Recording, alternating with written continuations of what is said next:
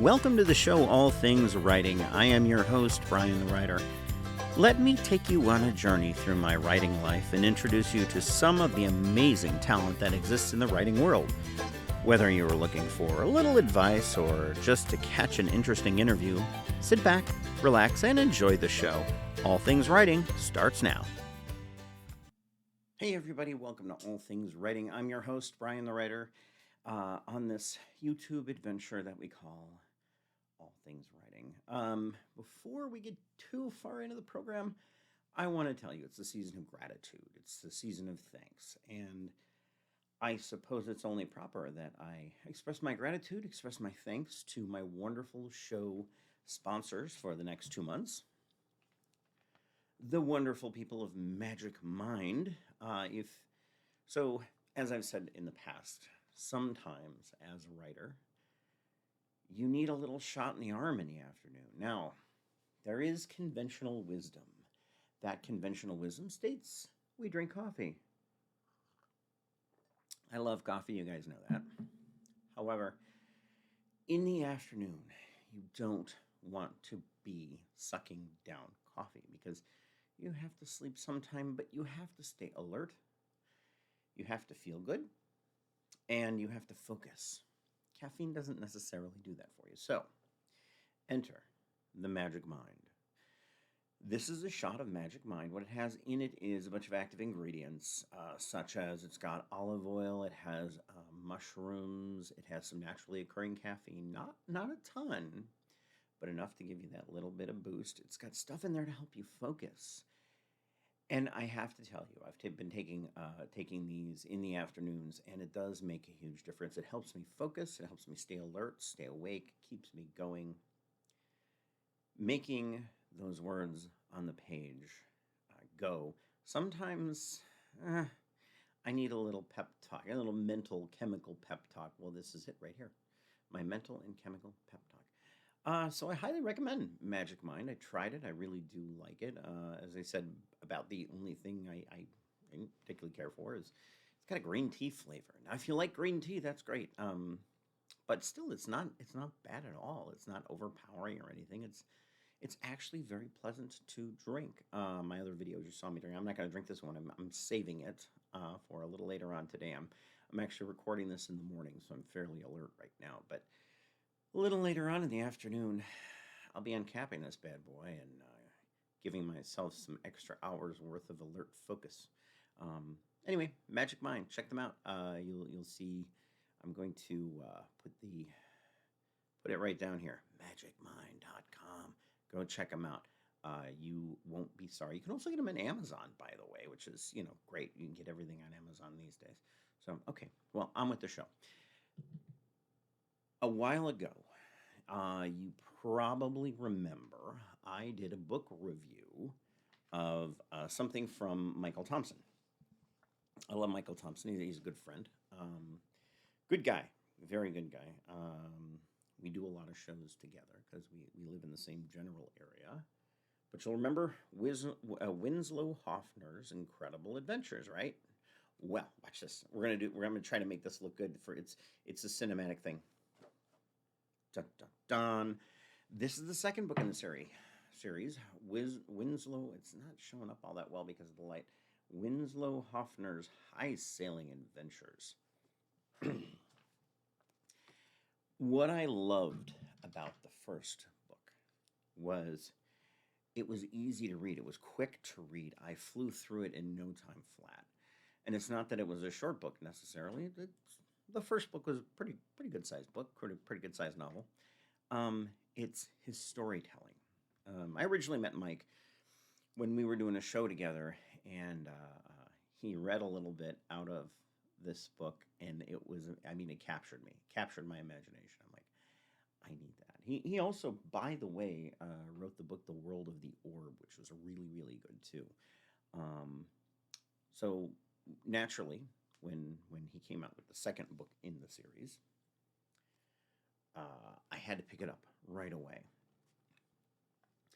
Let me read the back for you. I'm not even going to try and do it in the voice that he has, like a Winslow voice that he's very, very good at. I'm not even going to try to recreate it here because I don't know. I'm not gonna be able to pull it off. So, monsters, men in black, conspiracies, and unknown energy fields.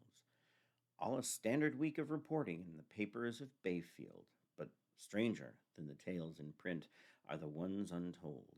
In the memories of the seafaring storyteller Winslow Hoffner, when past blurs with present and science blurs with magic, only the bravest adventurers will heed the call to discover the true nature of those fatalistic creatures known as cryptids and the goals of the covert groups that hunt them. Dun dun dun dun. Like I said, I will read you. I'm just gonna grab a passage out of here and read it for you, because I think it's worth doing so that you can understand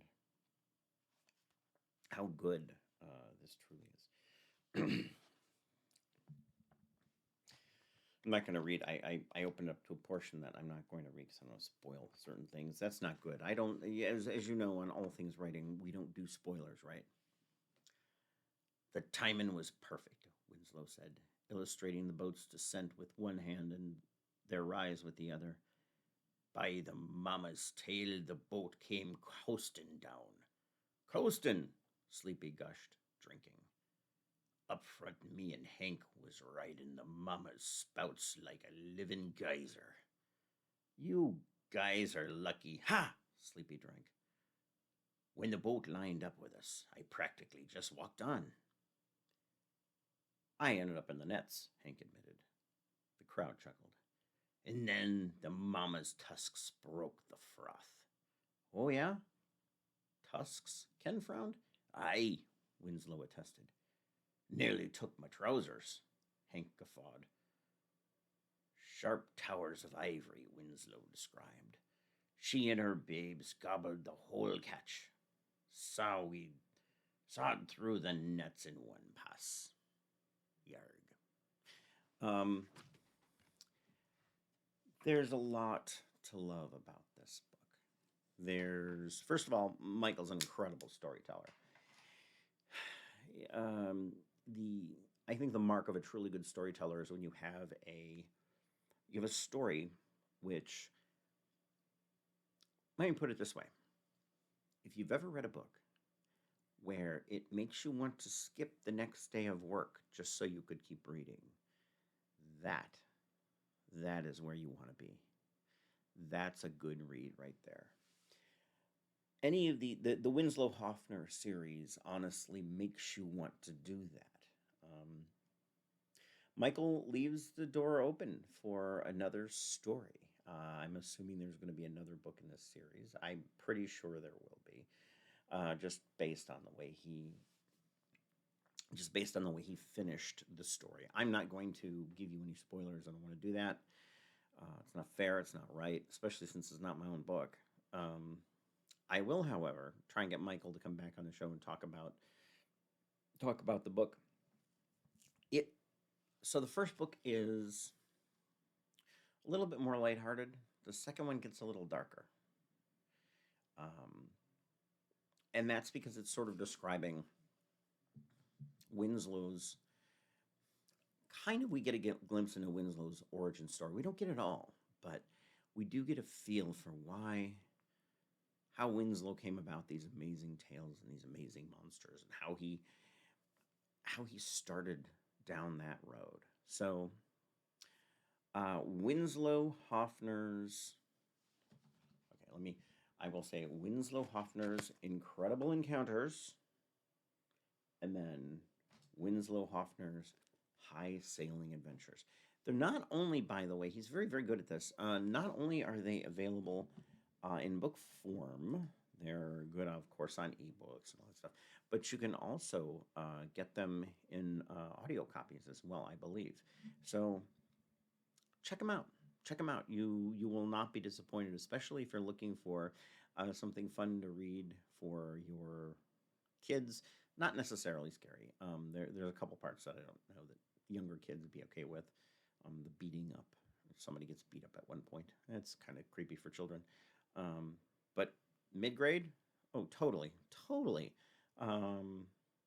I mean, high school students, I enjoyed it. I'm an adult. I'm 50 years old. I still loved it.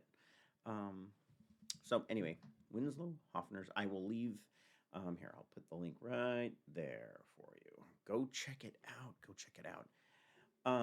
Now, there's another thing that I want to talk about. But before I get to that,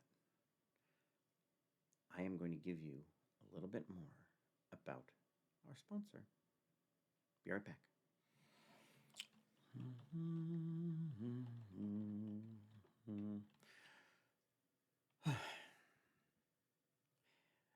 The afternoon. The afternoon is where it sneaks up on me, and that's where we are right now. I am beat. It's like 3 hours before bedtime, and I just need to continue on to get over the hump. Oh, wait a minute. I got it. I got it. Okay. Let's do this. Magic Mind. Let's try that, shall we? Oh, that's right. It's good stuff. It'll keep me awake. It won't give me that crash that caffeine does. You know what happens when caffeine wears off? You're like a car that's exploded. Now, how does Magic Mind actually do any of this? Well, each shot contains a magical combination of like 13 active ingredients. They're designed specifically. They're put together to boost energy, boost your focus, boost your creativity, and we're writers, so we want to be creative, right? And motivate you. But also more importantly, it's a combination of things like lion's mane mushroom, and there are things like vitamin C and vitamin D. It boosts your immunity. I mean, who doesn't want to do, especially in the wintertime? We need to do that, right? So there's ashwagandha and turmeric. It reduces stress. Studies show that stress reduction and creativity kind of hand in hand. If you're stressed, you're not very creative. I'll tell you what, always good stuff. There's a little tiny bit of caffeine, just enough to put you over the hedge. And there is L-theanine, which is great. That's great. That's one of those things that keeps you focused. It is a little, it's one of those ones that ends in ine, so therefore it's a bit of a stimulant, but it's one of those that doesn't give you the crash, doesn't give you that crash. It's great. It keeps you going. So anyway, yes, Magic Mind. Magic Mind. Drink Magic Mind. It will help you. It'll keep you going in those afternoons when you need that little bit of something, but you don't want a whole cup of coffee. Okay. Well, yeah, I've got a bunch of writing to get back to. So thanks, everybody. And remember, go out. Magic Mind. And we're back. Hey, see, good. I want to talk a little bit about writing in general. Of course, this is all things writing. We talk about writing. I want to talk about editing process. I know I talk about editing a lot, and I want to talk about editing and AI. There's a lot of conversation about AI. There are AI purists that on either side that one side of the house is saying, no, no AI, never, no AI, There's the other side of the coin that accepts that AI is here, and there's not a whole heck of a lot anybody's going to do to stop it. So we got to learn how to live with it. That is more my take on it. I think if you're sitting there and you're truly believing that we are going to ever be able to stop the AI train, I think you're wrong. I think you're fooling yourself. Now, AI should never ever be used to write full-blown articles. I think that's a terrible idea.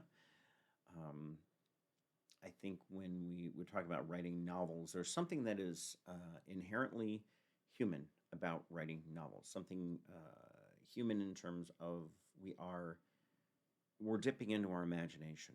Something that humans are uniquely suited for. Computers Computers are not to the point where they can simulate a human brain. They're getting there. Um, you have to choose how you're going to use AI. I'll tell you right now, I use AI for for developing social media posts. And what I do is I go into Chat GPT. I said, okay, let's plan out a week's worth of social media posts, and I give it a theme. I say dogs in literature. Gives me suggestions. And then what I say is, okay, let's work on Monday.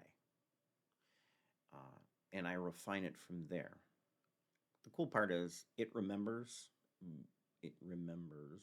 It's an algorithm, right? It has in mind what it is that I was previously talking about, so it doesn't forget. And then after I'm done with Monday, I say, okay, let's work on Tuesday now, and it'll bring up the information from Tuesday. It's not any different than working with an assistant in that regard. Um, I am not, I'm still at the end of the day not letting it write the content and I'm cutting and pasting it into, no, not doing that. I'm still in control. I'm still looking at the data, at the information being put out there. I'm making sure it's correct, and then I'm dropping it in. You have to do that if you're going to use AI in any way, shape, or form. Okay. There is another way. I recently found out to use AI that I think actually I'm cautiously optimistic about this as a thing.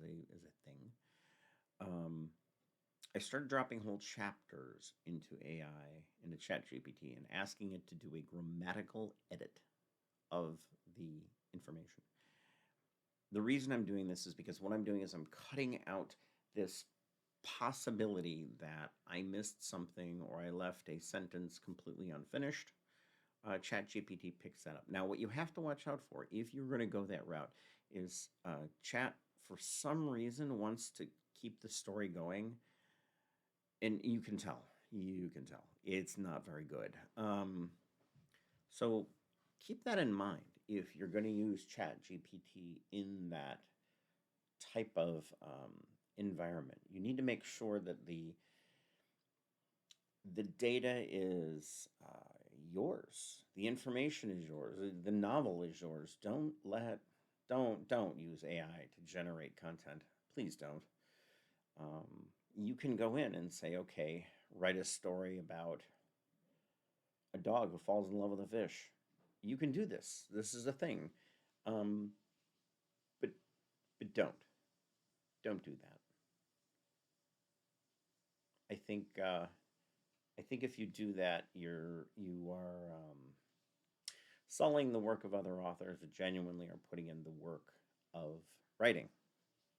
It's very, very important, in my opinion, that we keep the sanctity of novel writing as a uniquely human experience, and we're not using AI in that way. I am fully 100% against AI-generated novels, completely and totally. Just as I'm completely against AI-generated art. I won't buy AI-generated art. I'm sorry. If all you've done is gone in and told the computer to generate art for you, it's fine. If that's what you want to do, all right. But I'm not going to buy it. I need to know somebody actually worked on it. Well, let's see. We're coming on 16 minutes now. I think that's it for Brian the Writer on this episode of All Things Writing. I want to thank you for joining me. Once again, many, many thanks to my sponsor, Magic Mind. Go out and check them out. I know they appreciate it. And 100%, go out to Amazon right now. Drop what you're doing, unless you're driving. Don't stop doing that, okay? Check out Michael Thompson. Put in Winslow Hoffner's. I'm going to put him up on the screen again. Winslow Hoffner's Incredible Encounters. And the second book in the series, Winslow Hoffner's High Sailing Adventures. I think you will be very, very pleased with it. You'll enjoy reading it as much as I do. Like I said, it's a fun ride, and that's what makes it great. All right. Thanks, everybody, for hanging out with me today. I really appreciate it. This is Brian the Writer, signing off.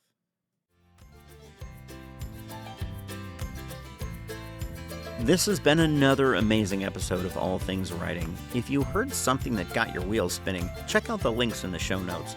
Also, please follow the show and remember to leave those reviews. Those simple acts of kindness mean the world to us. Hop on over to briannowak.com, and that is Brian with a Y, and check out my latest novels. I'm on Amazon or wherever you buy your ebooks. And as a reminder, the music you heard on the show today was used under license from the artist Ryan Ancona. Thanks for listening to the show and have a blessed day.